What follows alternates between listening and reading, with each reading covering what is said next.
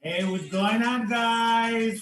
It is Thursday. We are here, and Thursday, the day before, the last Thursday of before the elections, right? I hope everybody's voting already. 70 plus million people have voted already. That's incredible. I think it's an amazing sign. But listen, today we have a great show for you. We have our Carrica and Romero segment, and that's going to be amazing because we love Christina and Kenneth, and they break it down every month, the last Thursday of every month. They break down all the political news, and we need a lot because there's so much different messaging coming our way, whether it's real, whether it's fake. Those are the things we're gonna have to break down. So listen, Christina and Kenneth, we'll see them soon. And that also we have Tony Navarrette, who is a state senator from Arizona. Mexicano brother from Arizona. So can't wait to talk to him because he's up for re-election. On November 3rd, his name will be on the ballot. So I want everybody to know who he is because he is definitely a bright future in the political world. And he's just an amazing guy. So for today's cocktail, signature drink is going to be none other than El Presidente, right? All eyes on that president seat. So we are going to do Presidente. We are going to stir it. So get your stir ready. First, have your martini glass ready. A little bit of ice so it can freeze very nicely. We're going to start with some Angostura bitters. Just a couple of dashes right there. You always start with the least expensive drink. You're going to take your bar spoon and you're going to bar spoon grenadine. One right there. Beautiful. Then we take the orange curacao and we're going to do 3/4 of it. All right. And that's delicious because it gives this beautiful, beautiful orangey taste. Then we're going to take some dry vermouth and we're going to do a full ounce of dry vermouth right in there. And then we're going to do 2 ounces of aged rum. So you can do Brugal, you can do Bacardi, aged rum in there. Beautiful. Then we're going to stir. And guys, this is really nice. It's a really great dry but equal drink. You want to dilute it for about 15, 20 seconds. It is going to be delicious. And you know what? Hopefully this next president will be a little more like this beverage, equal. You know what I mean? So, all right, let's taste that. Ooh, guys, you're gonna love. All right, so we're going to take our martini glass. We are going to dump it. And I have a little bucket here, so I don't have to go over there. You have your martini glass. And then we're just going to strain this beautiful drink. Look at that. Doesn't that look delicious, you guys? And so necessary for this Thursday, this rainy Thursday in New York City. So the way we're going to garnish this is with a beautiful orange peel. Cut it. You're going to twist and get those beautiful juices in there. And then you're just going to take your garnish and twist, twist, twist. You want to get that little springy curl in there. And then you're going to put that right in your beverage. And there you are, guys. El Presidente. And I am going to taste it. Oh, wow. With Christina and Kenneth, it's going to be on. It's going to be on today. The conversations are going to be amazing today, guys. Again, we are going to be talking about the top 10 reasons why your vote counts, right? And Latinos out there, pay attention. Everybody out there, pay attention. There's so much at stake. So listen, let's get started right now. I'll see you in a minute. Salud.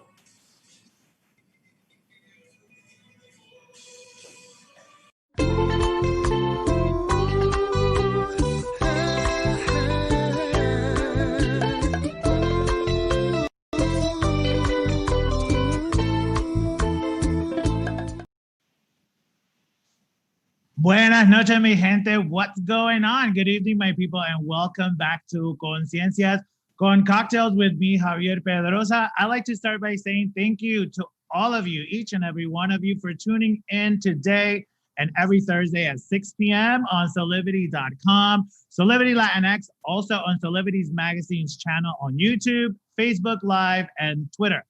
If you're watching on Facebook, Twitter, or YouTube Live, comment. And if you have any questions during the show, by all means, let us know and we will try to answer them for you. Also, be sure to follow us on IG at Conciencias Con Cocktails. So, guys, we're in our last week of October and we are 5 days away from the final day of voting, which is November 3rd, just in case. And sadly, you know, guys, yesterday, the United States recorded more than 80,000 new coronavirus infections and over 1,000 new deaths. The White House Corona Task Force warned in an internal report that there's going to be an unrelenting broad community spread in the Midwest, Upper Midwest, and the West. Every state in the US is either holding steady or seeing an increase in new cases, with the US headed for a third surge that is set to beat the two previous peaks. Crazy, right? So, even more crazy, you know, the campaign trail number 45 continues to rally his supporters, packed events, all live, where few people are wearing masks. Yesterday, we'll talk up to this with Tony because he's in Arizona. But yesterday, Wednesday, Trump traveled to Arizona where he mocked a statewide mask mandate ordered by California Governor Gavin Newsom, saying, and I quote, "In California, you have a special mask. You cannot, under any circumstances, take it off. You have to eat through the mask," end quote.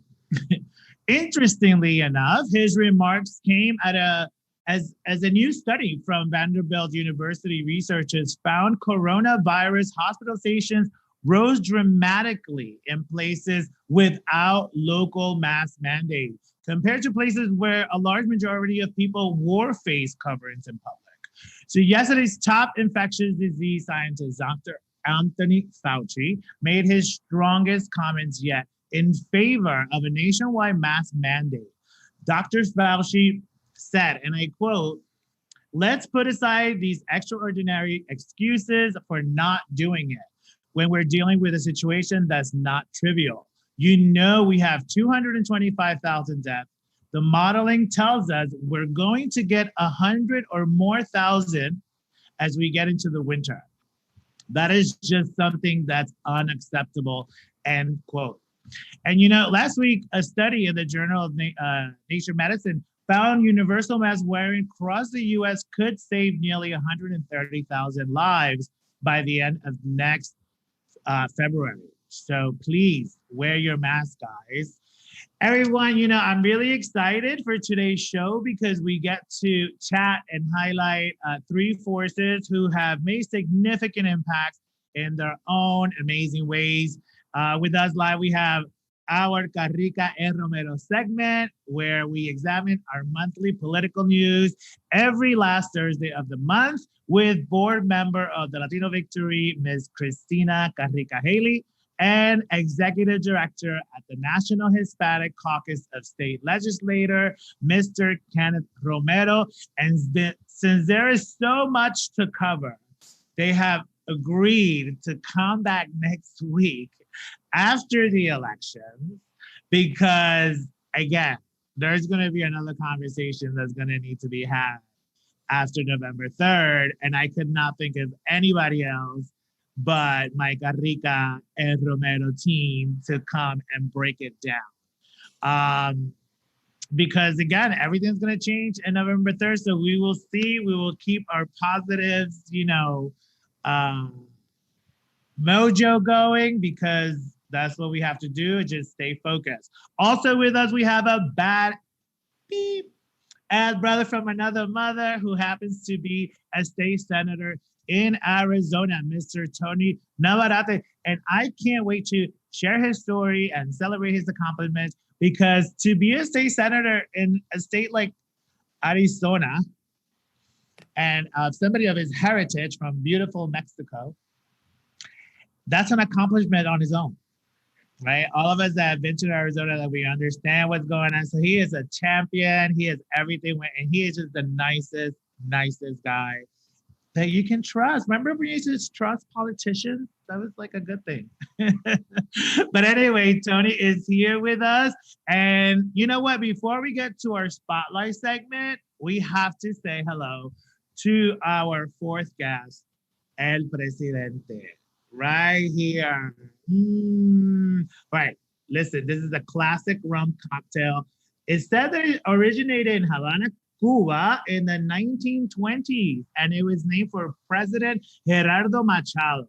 And this is like a great combination of aged rum with dry vermouth and orange curacao, touch of grenadine, and stitch. I mean, it's so, It's so delicious, guys. It's so good. Again, 2 ounces of aged rum, 1 ounce of dry vermouth, 3/4 ounces of curacao, and a dash of grenadine. You know, you can do a spoon, bar spoon, and get the right measurement. Orange twist for your garnish, and that's it. Just mix it up in a beautiful steering glass, and you are set. So salute to everybody out there. I know it's Thursday, and you know we have a little bit to, you know, look forward to. Before we get to our spotlight, again, I want to say hi to the Latino Commission on AIDS, because they had a beautiful gala yesterday. It was their Cielo 30th anniversary gala, and it was virtual. And I think that the team and the benefit committee, shout out, everyone did a magnificent job. Roy Cosme, the chair and creator of the gala, was incredible. Another, like, you know, boop, home run.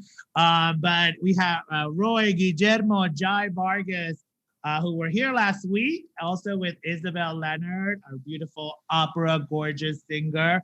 So I just want to say thank you to them, you know, because they were here last week. And now we go to our spotlight, where we highlight our current events and trending news.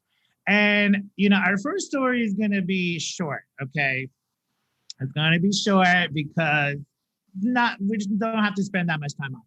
But it is something worth mentioning. And right-wing Judge Amy Coney Barrett, who was sworn in as the 9th Justice to the Supreme Court of the United States, just 30 days after Trump announced her nomination and 8 days ahead of the November 3rd election. The extremely, you know, rushed confirmation to replace the amazing Justice Ruth Bader Ginsburg, love you, just 6 weeks after her death. And, you know, as tens of millions of people have already cast their ballots, this election season seals the court 6-3 to a conservative majority, which can potentially, you know, have major consequences for reproductive rights, for civil rights, environmental protections. I mean, the Affordable Care Act. So there's a lot that is riding on this, and that's why I'm happy that we have who we have here today. But, you know, to wrap up this circus, I'm going to say, you know, it's surprising to me that Amy Coney Barrett was confirmed a few days ago, particularly giving her complete lack of qualifications for the role, but also considering her extreme views on everything from reproductive justice and reproductive rights to civil rights and racism.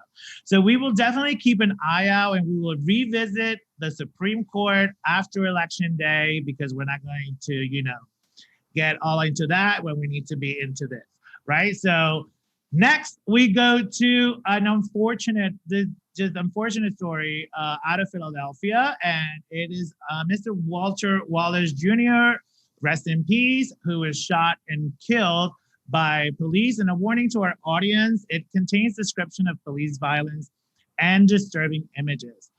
Protesters took to the streets of Philadelphia to condemn the police killings of Walter Wallace Jr., the National Guard has been deployed to Philadelphia as outrage grows after 2 Philadelphia police officers shot and killed the 27-year-old father, African-American father, on Monday. Let's show you the video again. Caution.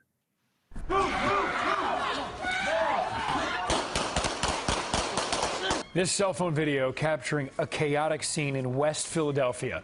A man who officers say was armed with a knife is shot multiple times by police and later pronounced dead at the hospital.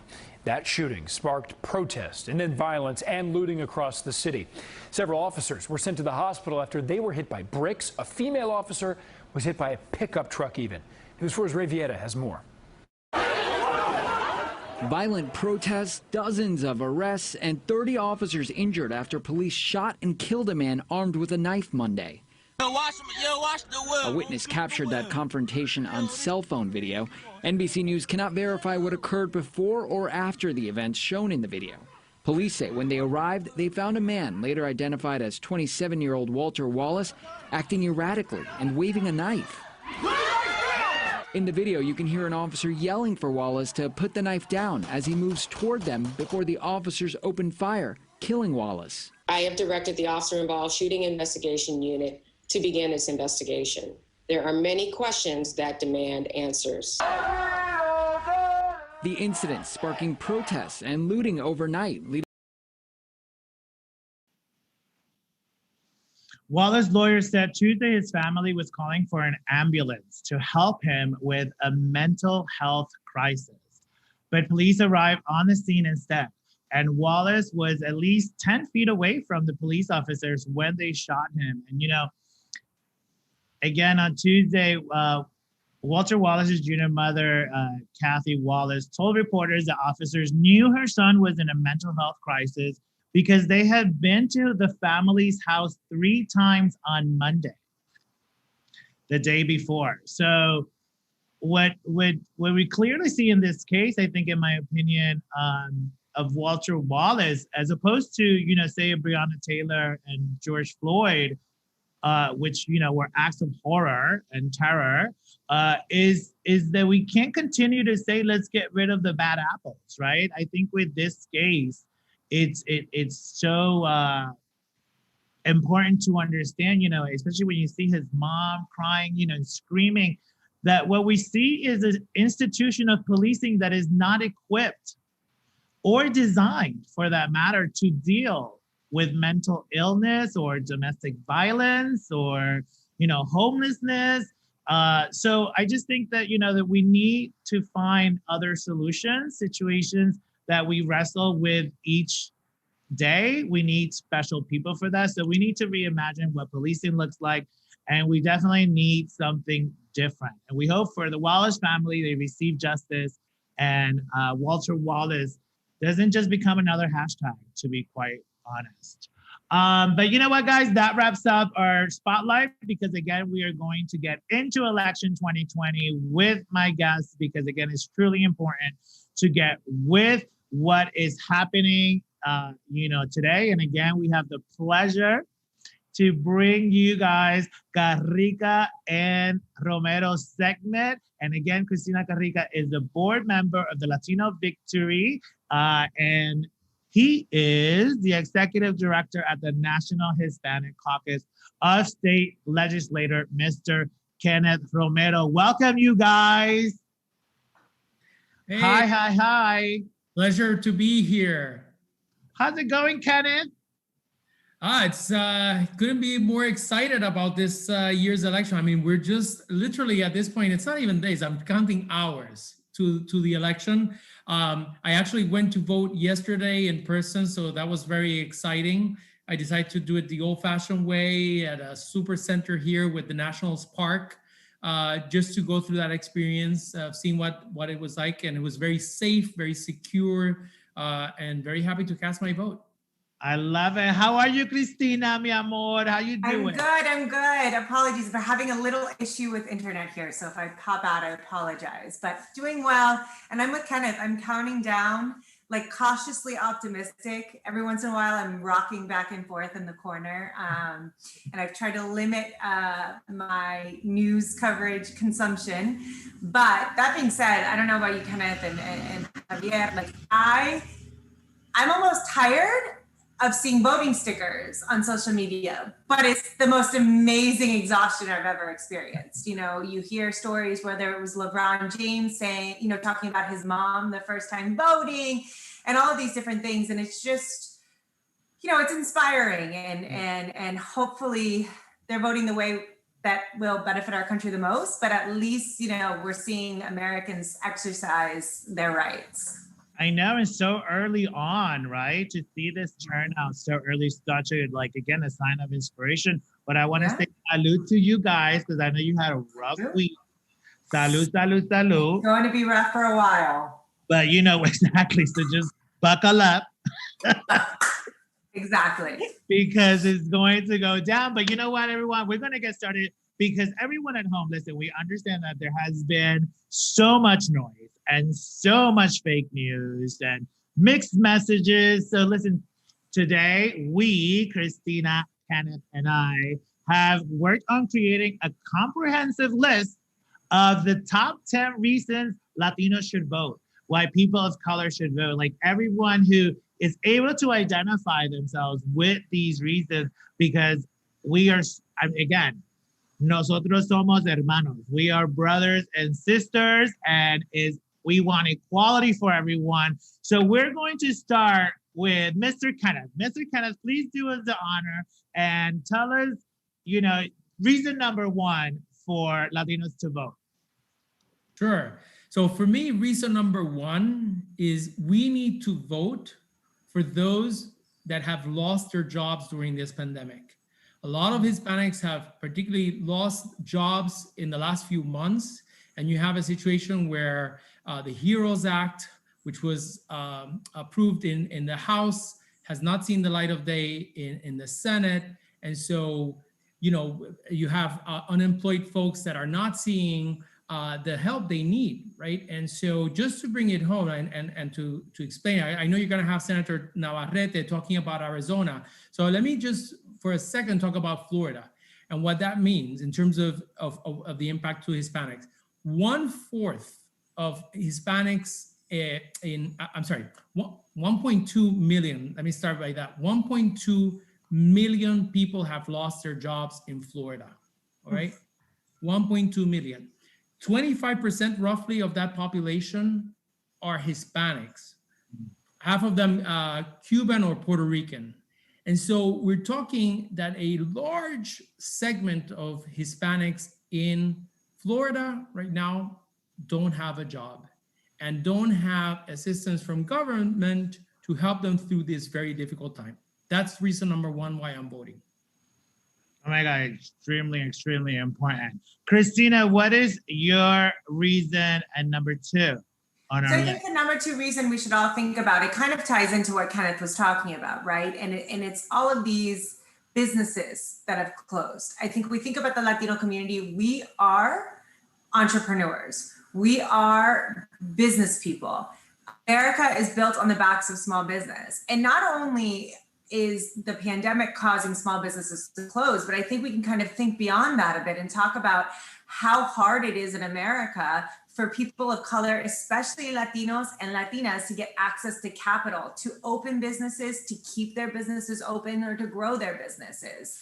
And so not only do we see the failures of PPP, which was designed by the House of Representatives in a bipartisan way and was supposed to be this great thing that was going to just be there to help keep businesses afloat, and then it was taken by the administration, a bunch of unnecessary parameters put on it that did not actually help most businesses. And so then you have complete industries like the movie theater industries, independent venues, and many more to the likes of that are sitting there completely shuttered and unable to get help. And, I can't tell you how many small businesses that fit into every single industry across, the board that haven't been able to survive. And so we need to not only elect people to help us recover, but help us change systemically how we're funding small businesses so that more financial services companies like Mocafy, that is run by people of color, that is solely focusing on funding businesses for people of color and things like that, can continue to grow and prosper. Because if not, America won't be America. Absolutely, you're absolutely right. All right, now my number three reason why reasons to vote minimum wage is not enough to live. And I think this is something that everyone can relate, because a minimum wage worker would have to put in lots of overtime to be able to afford a modest, 2-bedroom apartment anywhere in the country. And, for most folks, downsizing to a 1-bedroom pad is just not enough. And it's not where we're supposed to be. Even with some states hiking, those pay for those earning the least, there's still some place, nowhere in the country where a person working a full-time minimum wage job can afford to rent a decent 2-bedroom. That's crazy to me, to have that. And again, something that is across the board, because, in some of our costliest places like Hawaii, where one would need to make $36.13, right? Roughly $75,000 a year to be able to own, a 2-bedroom apartment. The minimum wage there is $10.10. Yeah. Right. So if we know something like this, right, we know that these are facts. These are, like the cheap housing in the US, the cheapest is in Arkansas, where the minimum wage is $8.50 an hour. Yeah, one needs to make $13.84 an hour, or roughly $29,000 a year to afford, again, a 2-bedroom apartment for a family. That's crazy. Well, and Javier, you're not even talking about groceries, electricity, or anything like that. And these are people who are working. You hear people complaining about welfare and people trying to live off the government. It's absolutely insane. Absolutely. I'm glad that you bring that up, because the reality is that it is completely unacceptable that there are people out there that work from sunrise to sunset and still cannot provide for their families. That is unacceptable. If you work full-time, 40 hours a week, every single week, you should be able to provide for your family a roof over their heads and food, as Christina was mentioning, and be able to cover all the expenses needed. And so I'm so happy that you brought that up, Javier, because that's really important. We need to vote to make sure that those folks that are making minimum wage are able to afford living in America. Absolutely. And you know what? The next one on our list, Kenneth, it goes right along with minimum dollars. Let's talk about our next reason to vote. Next reason to vote is we need to make sure we have a dignified treatment of immigrants. For the last 3 years, all we've seen is not just rhetoric, anti-immigrant rhetoric, but policies that have particularly impacted our immigrant community that have been treated. I mean, just think of the cages, right? If there's one reason to vote in this election, it's just those images of children in cages, and 525 children that right now have not been able to reconnect with parents, right? Because of these policies. And the way that, and then we talk about the wall, and there's so many issues, and how, the dream of DACA recipients and our beloved dreamers, right? How that has been stripped away. And so now there's this uncertainty. We need to make sure that we elect elected officials that will make sure that immigrant rights are respected and upheld. Well, I'm going to jump right in here with the next one, if you don't mind, Javier, as the only woman here. But it also ties in, with some recent stories that Kenneth just talked about with immigrant women's particularly, but women's rights, right? I mean, it's now even more apparent. We lost our warrior. We lost our, day-to-day fighter in Ruth Bader Ginsburg on the Supreme Court, and got a replacement that is literally the antithesis of everything that Ruth Bader Ginsburg stood for. And, it seems like we're going backwards. And then we start to hear these stories from different detention centers where immigrant women are getting almost secretive and unknowingly getting hysterectomies. So getting organs removed, reproductive organs removed without even knowing. So let's not even touch the ability to access birth control if you can afford it, because we all know that the Trump administration is also trying to curb, healthcare to the point where it won't cover birth control. And let's not even talk about people who need abortions for health rights. We are literally taking organs out of women because I guess the government wants to. And it's almost laughable in the sense when you hear the Republicans say, oh, we don't want big government. We don't want government in our lives. And yet the government is determining what organs women are allowed to have, or, what you're allowed to do as far as reproduction goes. It's absolutely absurd. And I would be remiss not to mention that today is Latina Equal Pay Day. And the reason that it is October 29th is because it would take us the entire year of 2019 and up until October 29th of the following year in order to make the same amount that a white man in our same job makes, because we make 59 cents on the hour. And so it's things like that, it touches our everyday lives. And unfortunately, women, it touches our lives in so many different ways, including what we can do with our bodies and how we can make money for our families. So without a doubt, that's a huge reason for us all, not just women to vote, but the men who care about women to vote. Yep. And you hit it on our next point, number 6, is healthcare. And a lot of what you covered is part of why we need to be looking at our healthcare systems, why we need to be looking at this current administration. Just take COVID, for example, and how it has been handled. And what if we did not have the Obamacare Act, right? I still haven't seen another choice, right? We're still waiting for this magical plan, the Trump whatever, and it's not coming out. So I want people to, is also worth mentioning our trans brothers and sisters and siblings. And if they want to, again, talking about surgeries and all that, I want everyone to be covered. So I think healthcare is a huge reason to vote this election. Yep. And in that topic, it's important that we need to make sure that Hispanics in particular have access to affordable and quality healthcare, right?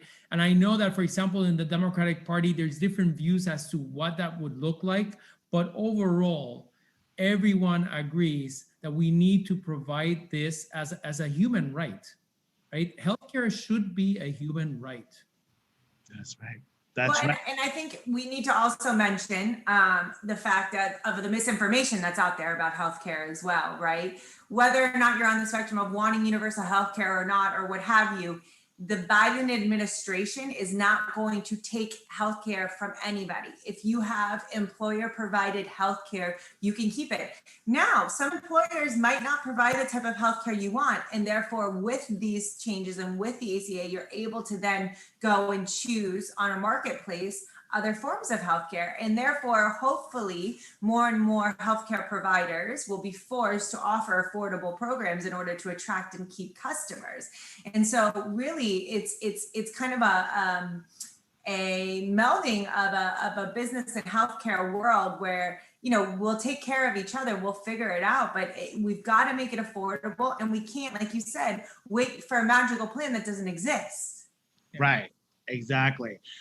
Oh my God, I love this reason. I gotta tell you, I'm sure people are already like, thank you, because this makes it so understandable, right, and comprehensible. Kenneth, take us to our reason number 7 why Latinos need to vote.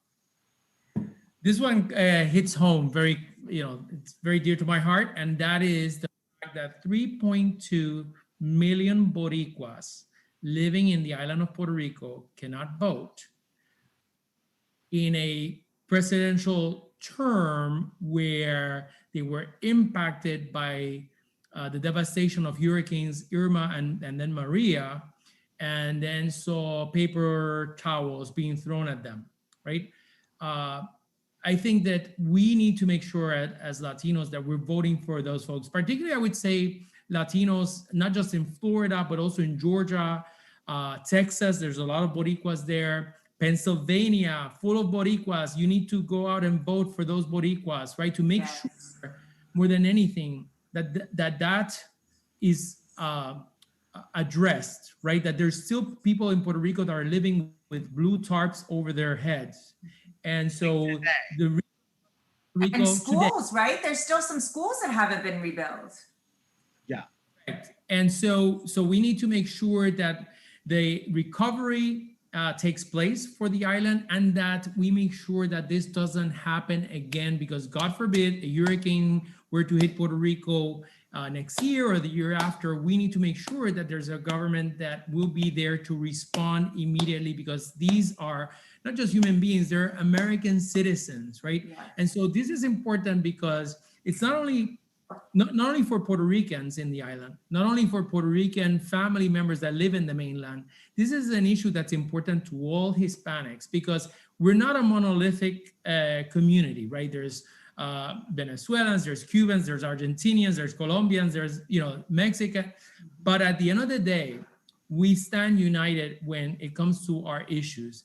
You do harm to one of us, you're doing harm to everyone else in our community, right? And so this one, I remember back in the day when those images started coming across the TV, and you heard and you saw how the Hispanic community came all together, and they were all united and advocating and calling for government to provide the adequate response, and we didn't see that happening. So that's another reason to vote. The 3.2 million American citizens living in the island of Puerto Rico that cannot vote.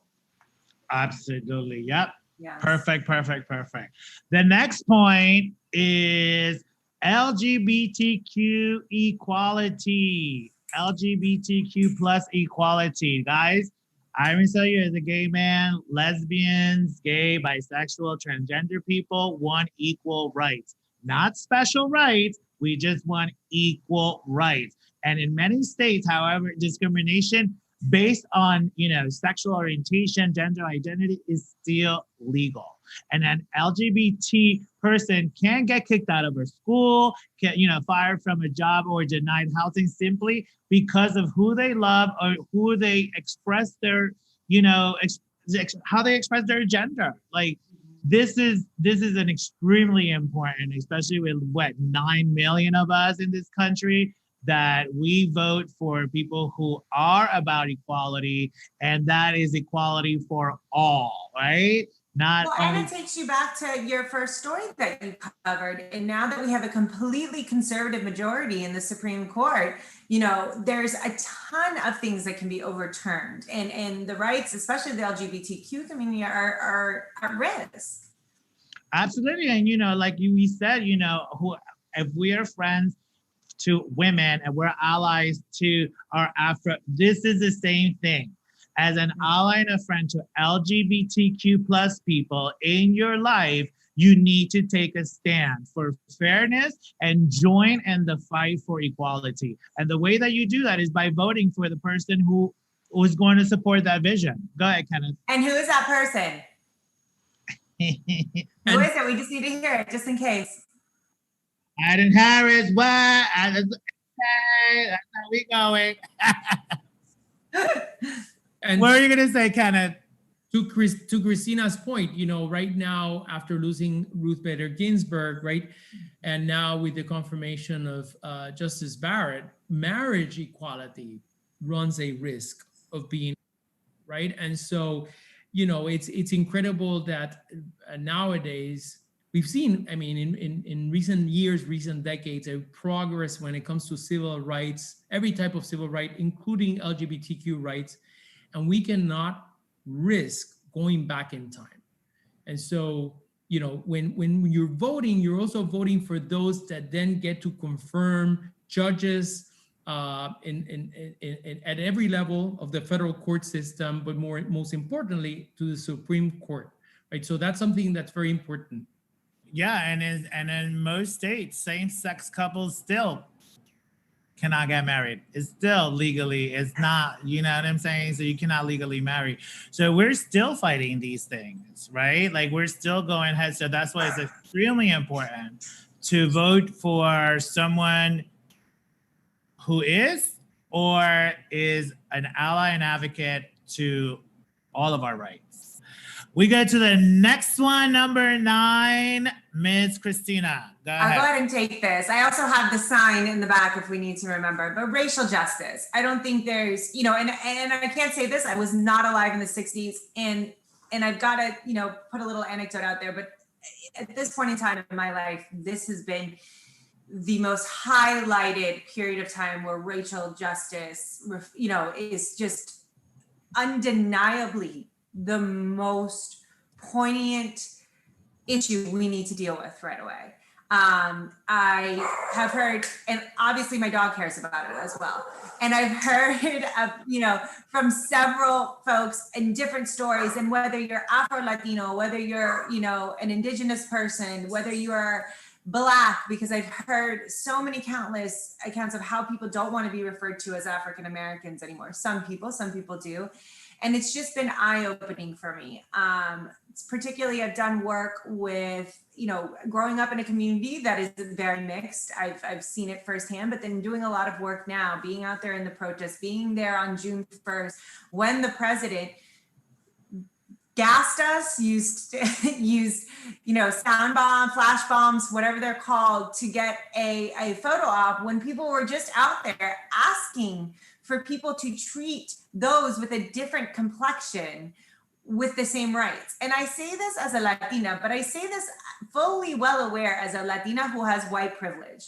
Presenting as white in this country gives me a step up, whether I want it or not. I can't deny it, and no white woman can.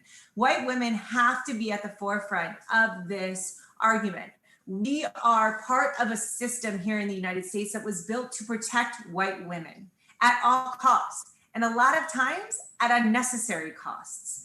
And if white women, including white Latinas and other white minorities, don't step up, speak out, and really move forward, vote being the most important thing. So every time Trump says suburban women, what he's saying is white women, and white women are the ones who voted for Trump before. And then they get outraged, and then they're so shocked. I was talking to Ray Allen, the former NBA player, the other day. He was doing an event with us for Biden, and he's talking about how he was golfing with the president of the United States and Michael Jordan at a Michael Jordan golf course. And I promise this has a point to it. And the general manager of the golf course and his wife joined them for dinner. They happen to be white. The white woman goes, I am so shocked at what's been going on, that this just came out of nowhere. And they all just went, I'm sorry, what? Came out of nowhere?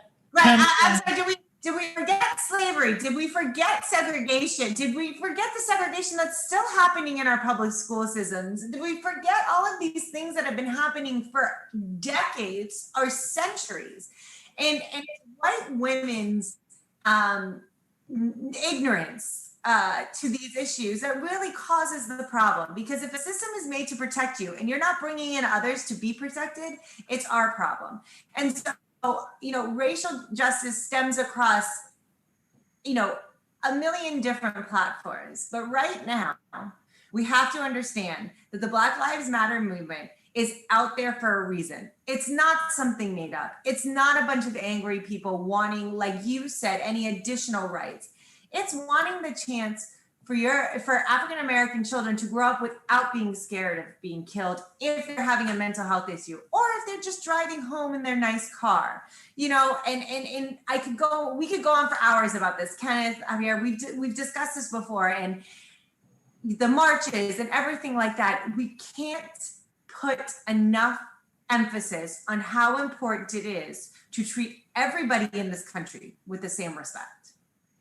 Yes, and all of that. We needed to hear all. I tried to cut it down, and I still couldn't. Don't cut nothing, because one of the things that people need to understand with racial justice is that American, history itself. It began with the creation of a myth to absolve white settlers of the genocide of the Native Americans, right? So you want to take it all the way back. Okay, because that's how far racial injustices have been happening in this country. So the false belief that non-white people are less human than white people didn't come from Black people. No. And, Yeah. and it goes without saying that racial justice is an issue that is also particularly had an impact on the Hispanic community, right? Going to soon have Senator Tony Navarrette, who's from Arizona, the home of Joe Arpaio, right? And just the way that Hispanics have been mistreated when they encounter law enforcement, right? This is something that has also impacted us, across the United States, and we need to make sure that Black and Brown stand together. But as Christina is saying, we also need for our allies, for white folks to join us in this. We need to once and for all have racial justice and racial equity for everyone. Because it goes to what you were saying before, Javier. It's not about special rights. It's not about special treatment. It's about equal treatment. It's about equality for all. It's about being able to walk down the street and knowing that you're not going to be stopped, that you're not going to be put at risk of losing your life just because you happen to be brown or Black. Correct. And enslavement, enslavement happened. That happened to us too.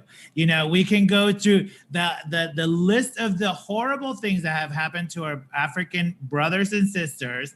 And I can tell you that we've been in that fight with them since the beginning of time, right? Like since this all started. So I think it's a really good point, Kenneth, that you made of us sticking together, the brown and Black communities, because there is power in numbers.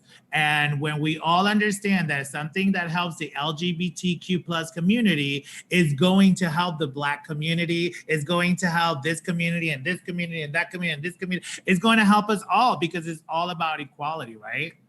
Let's take it to reason number 10, and I'm going to give Kenneth the pleasure of introducing reason number 10. All right. I need a drum roll for this one. Right? So reason number 10, and the most important reason why we need to go out and vote, because Walter Mercado said so. Woo!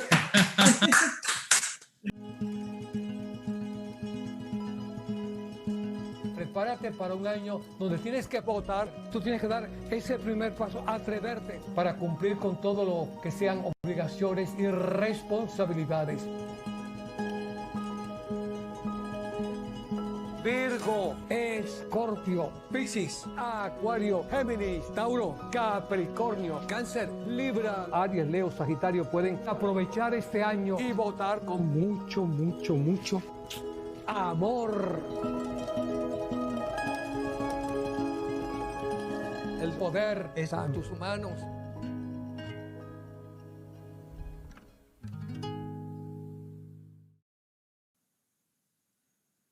All right, listen, we heard it from Walter. Who else is going to come back from the afterlife but Walter to tell us? We're going to do it with mucho, mucho, mucho amor when we go, right? I mean, Mucho, hello. I love it. Well, guys, there you have your top 10 reasons to vote. There are many more. Okay, but this is an hour show, but there are many, many more for you to vote. If you guys have any questions on that, you already know our DMs. We're going to share that at the end of the show again for you guys. But really get to know your candidates, understand the policies, literally compare policies side to side, immigration, healthcare, education, just go down the line. And let's not forget, also check out your local races as well. I think that's something that we oftentimes, the presidency is super important, but there's also a reason for the people who are working those 2 or 3 jobs because minimum wage isn't enough and things like that. They can't show up to school board elections or to school board meetings. They can't show up to their, county kind of question and answer sessions. So you need to elect people that are going to be there, that care about what you care about. And then you don't have to spend time doing that. And you don't have to feel bad that you can't be there. So you need to really check out your state and local races as well. And a lot of them, going back to racial justice, have to deal with law enforcement. And they're the ones who will punish and make sure that the people who are using law enforcement in the wrong ways and or killing people are not there anymore. But you have to vote for them. And one important thing, right, is also we need to make sure that we're voting for people that look like us. Look at the ballot and look for Latino and Latina candidates and support them. It's very important because they will have a seat in that table of power where decisions are made that impact you, your family, your community. And what better thing than to have somebody from your community representing you, right? And advocating for you.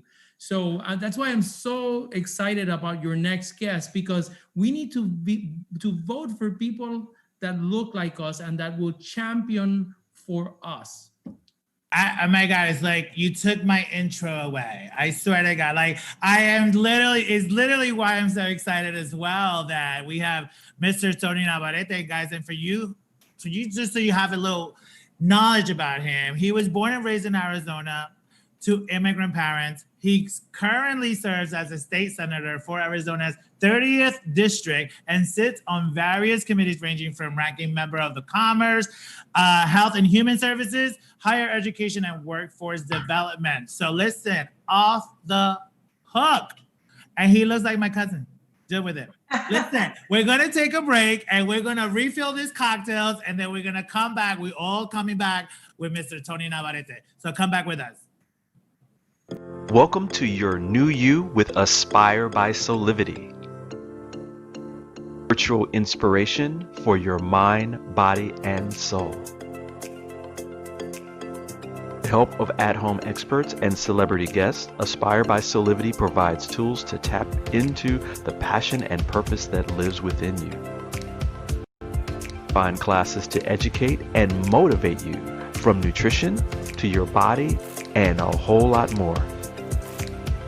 So, take the leap. Start your new journey with Aspire by Solivity today. Sign up now.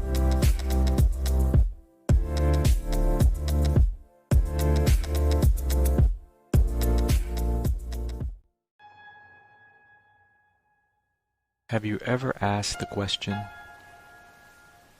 if I was to be anything, what would I be?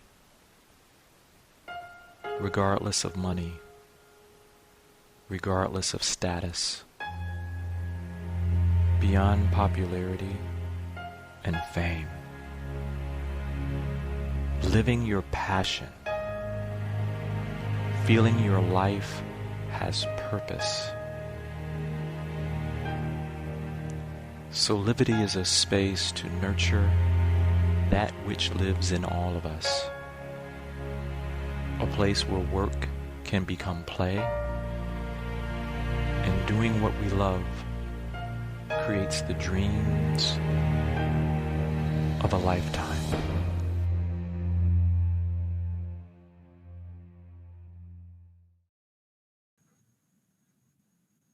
All right, familia, we are back, and we are back with Tony Navarrette. What's going on, Tony? Well, you know, I'm sure I'm a lot warmer than where you are here in Arizona. So it's nice and sunny still. The sun is still out, and you know, we're still hitting the ground and knocking on doors to get out the vote. Rub it in, Senator. Rub it in. It's fine. Exactly. Please say hello to Miss Christina, Carrica-Haley, and Kenneth Romero, who do you know very well. I do. Hola, Christina and Kenneth. Of course, you know, I work real closely with him at the National Hispanic Caucus of State Legislators, so happy to be on with you all. And thank you for the kind words. I was tuning in and listening to what you were saying, so thank you. That means a lot. Well, I'm only speaking the truth, you know, so it makes it really easy to say who you are. And when Christina and Kenneth and I started talking about this program, let's call it, or this segment of like bringing in and highlighting folks in politics, you know, who are brown and beautiful, Black and gorgeous and everything, right? So we want to highlight so people can get to know all of you guys, because you're doing such an amazing job. You're up for re-election. How are you feeling about this election? I feel really good. So we know I first got elected in 2016, and that was a really competitive race. We actually came in third place during the primary, but after all the ballots were counted, we went from third place to first place with 32 votes. We also dedicated ourselves to making sure that we were registering voters in our community. And my goal ever since I've been elected was to continue to beat those records every single election. And I can tell you already, even though, we're not even done with the election, and we've already surpassed the numbers in 2016, 2018. So our community is blowing it out of the water. And a little bit about our neighborhood is, it's the most diverse legislative district in the state of Arizona. There's around 230,000 people. It's a majority minority community. And I'm just super proud. And as a senator for this community, and mind you, these are the streets I grew up on. It's so encouraging to see so many families just engaged and excited about this election and ready to give Donald Trump the boot, quite frankly. And I'm with them. And I'm with them. Absolutely. And you know what? You're giving me goosebumps because what you're saying, I know for some people is their worst nightmare, that you're the minority are becoming the majority. And, that is something that we're all going to have a conversation about sooner or later. But you're currently the chair of the Latino Voting Task Force at the National Hispanic Caucus of State Legislature. I'm wondering, what are some of the key issues for Hispanics in Arizona and across the nation that are motivating them to vote in this year's election? Well, ever since Donald Trump said that he was going to run for president back in 2015, he pretty much came out of the gate calling Mexicans rapists and drug dealers. And again, in Arizona, there's a lot of Mexicans over here. And in the west of the Mississippi, there's a ton of Mexicans. So we took those words very personally, and we geared up. We made sure that not only were American citizens that had already been voting in the 2016 election, we're going to give them the boot in 2020, but we dedicated ourselves to making sure that we were focusing on turning these permanent residents into United States citizens. And between 2014 to 2020, we have naturalized over 86,000 new citizens in the state of Arizona. So the issues around immigration continue to be a hot topic. Again, when I was watching the show earlier, I heard Kenneth Romero mention that we still have over 500 young kids. These are babies. These are kids that we can't even find their parents. Can you imagine what that is like, not knowing where your parents are? How frustrating, so frustrating. So, our community is ready to, to roll over this president. We're ready to, knock him out of the White House. And, on top of that, healthcare is a huge issue. And the fact that, the Republican senators just appointed, Amy Barrett to the Supreme Court. This is part of their plan to stack the courts. Republicans here in the state of Arizona have stacked the state Supreme Court. We're seeing Republicans stack the United States Supreme Court. And again, this is all to make sure that they are attacking our voting rights, that they are going after our healthcare, that they are going after our vulnerable communities, the LGBTQ. We can go on and on and on. And I'm with Christina. We also have to protect our women. And part of that process is making sure that we're pushing back against this president. But again, what excites me and gives me so much passion and joy is looking at the returns of people that are voting in the state of Arizona. Up until, in the past, in 2016, 1.6 million people voted early prior to the general election. Already, we are past 2.2 million votes, and we still have 5 days to go. So we are ready to just tear down the House and, and making sure that we are electing, for me, Democrats all across the board, people that support the LGBTQ community, people that respect the dignity of people from immigrant communities, people that respect women. Again, there's a lot of work that we need to do, but I love working with Kenneth, and I've seen the work that Christina has done. And it's just exciting to just be here with all of you and talking about the great work that many organizations and elected leaders in Arizona are doing to begin to move forward Arizona so that we are a much better state that supports and reflects its community. Yeah, and you said it, familia, when you talk about, the Mexican babies being separated and all that, like Kenneth was speaking before, we unite. Like, I'm Puerto Rican and Colombian, and I feel your pain so hard because it is our people. it is our people. And you mentioned healthcare. In response to COVID-19, the Centers for Disease Control and Prevention came out with recommendations for early voting and voting by mail when possible, right? When we know that Arizona instituted a permanent early voting list, and also known as the PEVL, right? And my question is, what I want to know in specifically to Arizona is, considering the high rate of COVID, have Arizona embraced and taken advantage of voting by mail this year?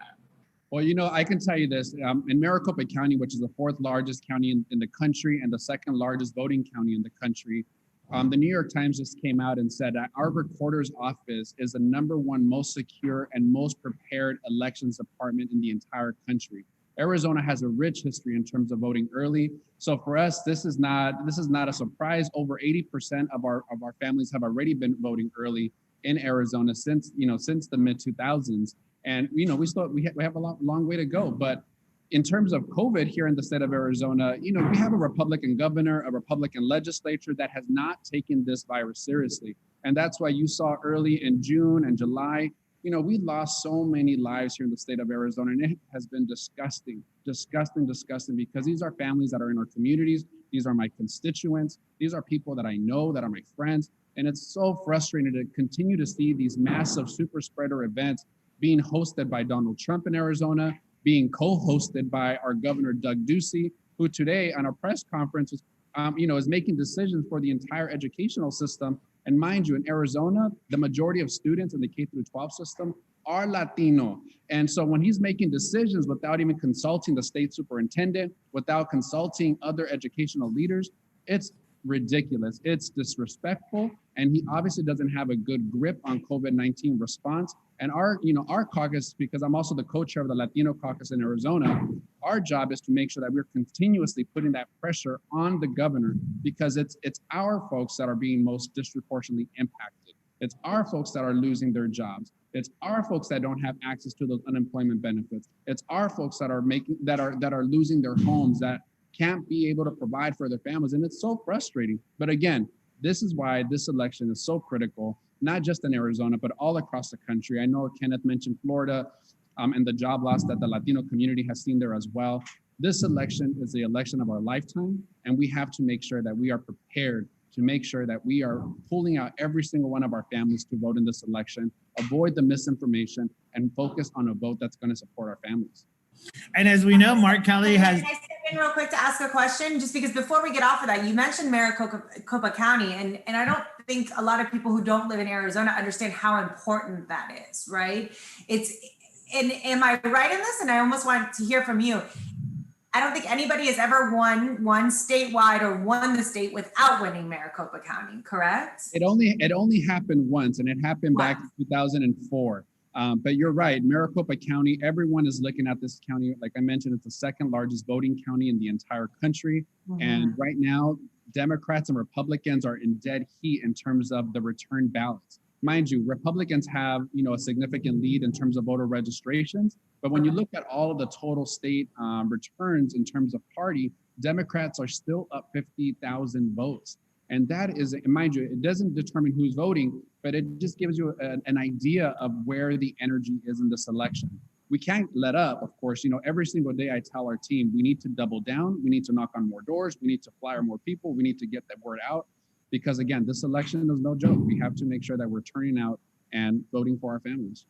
Yep. And, for those of you at home, it's 6:59, but stay on because we stay for another 10 minutes because it's too much to talk and I can't. It would just be rude as hell and it was not happening, but it's too good. And we wouldn't be Latinos if we ended on time. I'm sorry. We started on time. Hey. Esta no empieza la conversación en español. Nomás Dale. Cuando quieras. Podemos hablar español cuando desees. But listen, I want to talk about Mark Kelly because I know that he jumped into the race, right? With the name recognition and, being an astronaut and the fact that he's married to a former congresswoman, Gabby Gifford. It looks like Kelly is likely to flip the Senate seat, right? So how is that race helping Biden's chance in Arizona? Well, again, in Arizona, and I heard you mention in the segment earlier, but Arizona has seen leadership like Trump here in the state of Arizona. We've seen the former Sheriff Joe Arpaio in this community target immigrants and people of color. We've seen Andrew Thomas, Jan Brewer, who was a governor who signed SB 1070, and Russell Pierce, who was the author and the mastermind behind SB 1070, which is a Show Me Your Papers bill back in 2010. And what happened after that is that it encouraged so many young people and communities of color to begin to register to vote, to begin to organize, to begin to take on power. And in 2016, we started removing folks by recalling them. That was in 2011. In 2016, we gave Joe Arpaio the boot.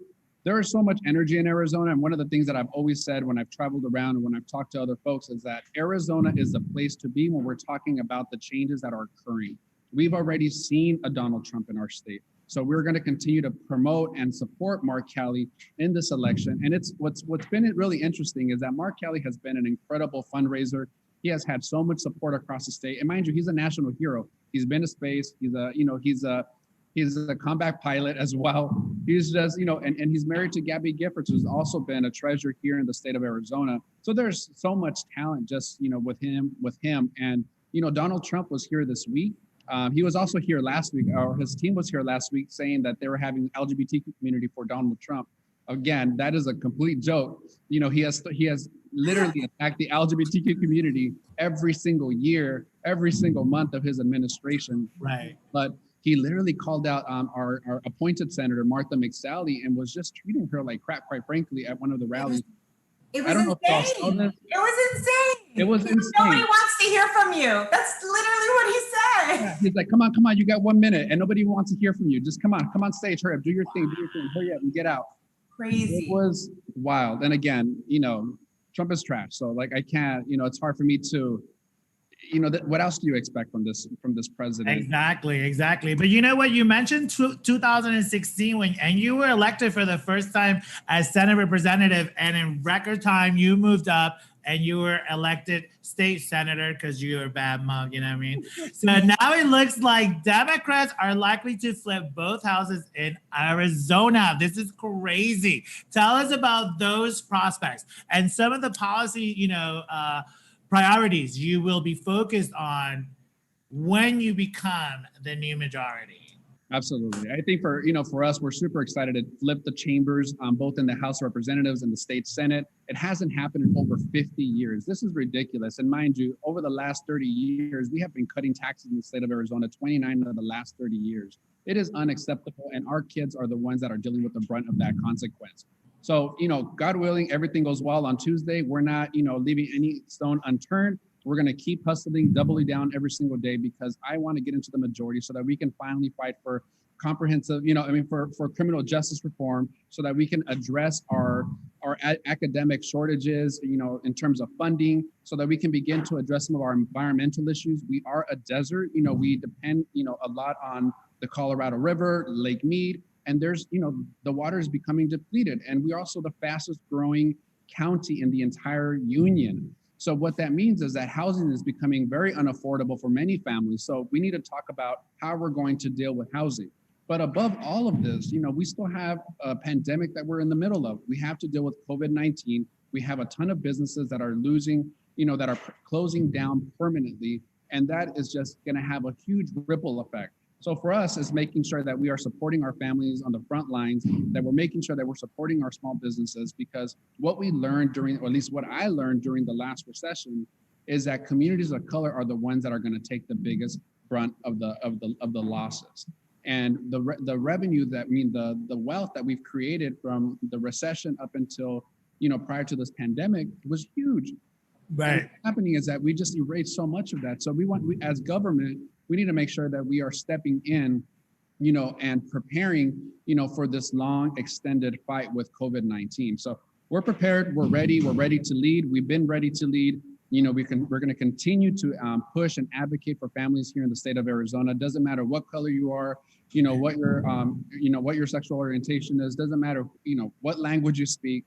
Again, we are all one Arizona, and we have to make sure that we're fighting for a better tomorrow for all of us. Can I ask a question? Absolutely. We're talking about Kelly. So I hear that Congressman Ruben Gallego, if Biden gets elected, might be part of that cabinet. We're hearing that. We're hearing lots of rumors. And again, you know, for us, our main priority is to focus on the win. You know, I think 4 years ago, what we saw was, you know, I think we're all preparing for this win of Hillary Clinton, and that didn't happen. So for me, you know, I tell my team, close your ears, focus, keep knocking on those doors. And then afterwards, we're going to decide, you know, what happens. And, you know, however the chips fall, you know, we're going to make sure that we're supporting our local Arizona leadership so that we can step up into the role so that we're better serving the state of Arizona. And I can tell you, with Congressman Gallego, he is one of the biggest allies, supporters, and hardest workers for the Biden campaign and national campaigns around the country. I know he will be taking over Bold PAC, which is the Congressional Hispanic Caucus's political arm, come next cycle. And he has been obviously all over Arizona whenever the Biden team was there, but he was also this week down in South Florida, helping Debbie Mercosal-Powell, and all over the country, really, working to make sure that all of our community congressmen and women get reelected, or those that are, trying to get elected for the first time are successful. So you guys have a gem there with him. Arizona proud. Yes. An expert on foreign policy. I mean, we're talking about somebody, that Harvard grad. He's a former Marine, served on his country. He's a veteran from Iraq, Afghanistan. I mean, just talk about his mom is Colombian. Hello, I know. Hello. Yeah, well, I'm ready to dance in Colombia. And not to throw shade at anybody else, but it's so funny. Nobody talks about all of his accomplishments. And yet his resume is oddly similar, if not a little bit better, than a mayor from a slightly more northern state who ran for president, and everybody fawns over it. And listen, as we should. However, we have people in our community that have the same exact resumes and accolades, if not better, that don't get the chance. And I think Ruben is a perfect example of that. And again, not to take anything away from Mayor Pete, we love him. However, our people like Ruben and others should get the same recognition for their resumes as well. I think actually, interesting note, they actually graduated in the same class from Harvard. Exactly. But exactly. Mention, I mean, as a policymaker, Congressman Gallego has that experience, that foreign policy experience that is so critical as we lead this nation, because we need to understand that whether it be in state capitals like Tony or in the nation's capital like Congressman Gallego, right? Our community and our policymakers are not just single issue legislators or members of Congress, right? It's they yes, we work around issues like immigration policy, but we do so much more, and we're capable of doing so much more. So we need to be the first one to make sure that people understand that our members of the Congressional Hispanic Caucus, for example, and our members in state capitals are so knowledgeable in a wide array of issues. And Congressman Gallego is the best example of that. Absolutely. And that's something that we're always constantly sharing. It's like, we have the expertise in our community, just talk to us, bring us in. And if not, we're going to work our way and make sure that we're putting ourselves in positions of power so that we can lead our community, so that we can lead our country. We're all in this together, and we need to continue to elevate that local leadership within our community so that we are building that power and we are building the bench so that we can continue to have generations of leaders that are ready to serve our communities and protect the most vulnerable of our states. And you know what? Lastly, again, I wish we had a 2-hour show because this is some BS. But lastly, Tony, I want, what do Latinos need to do between now and November 3rd? This next Tuesday, right? Everybody remember calendars. Turn out in Arizona and nationwide. What is tu mensaje? What is your message? My message is, if you have an early ballot or you want to know where your polling place is, visit iwillvote.com. If you are in Maricopa County, visit locations.maricopa.vote.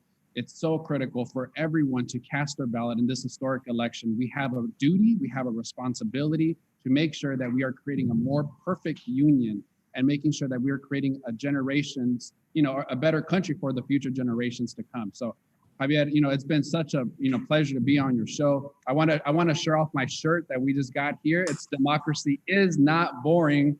Yes. Need those shirts. Give it A. You gotta send us some shirts. Yeah, so maybe I'll see if I can hook save some aside so I can send one to all. La familia. All right, guys, listen, thank you so much, all three of you. Again, guys, to our guests, Christina, Kenneth, and Tony, for joining us today's episode and for using their lives, their personal stories, their brains, not only to create opportunities, but also empower every human being they come across, and for creating social change. When in the future, when you say, hey, how did that change? It is possibly going to be one of these three folks has something to do with it, right? And we have to think of that because, like Tony just said, we have to leave a better planet for the next generations to come. The reason why we're not living our best lives is because the generations prior to ours did not take care of business and did not take care of what they needed to take care of, and now we're stuck with it. But gladly we take on the fight. We are here, and we are the ancestors of these beautiful folks that we all love and we all know the histories of. So again, go out there and vote. Make sure that your abuelita is voting because you're taking her, your tia, your prima, everyone. Please make sure that this is the year to vote for what you're looking for. And everyone, again, wear your mask because we've read numbers. We're telling you how many lives we can save, okay, by wearing a mask. So right now we leave you with a beautiful video from our friend here at CO3, Don Castor, who has created a beautiful project, a project of love, because he's an artist, he's a singer, and he was like, what do I do? And what you're about to see is what he did. So again, mi gente, make sure that you tune in next week because we're going to have Kenneth and Christina back with us because we don't know what's going to happen November 3rd, and I can't do it alone. I just can't do it alone. I need my peoples to break it down with me. So make sure that next week you are here with us. Again, mi amor, stay curious. Remember, just always stay curious. Be gorgeous y amable. We'll leave you here with the video. Adios. We'll see you next week. Thank you, guys. Besos, besos.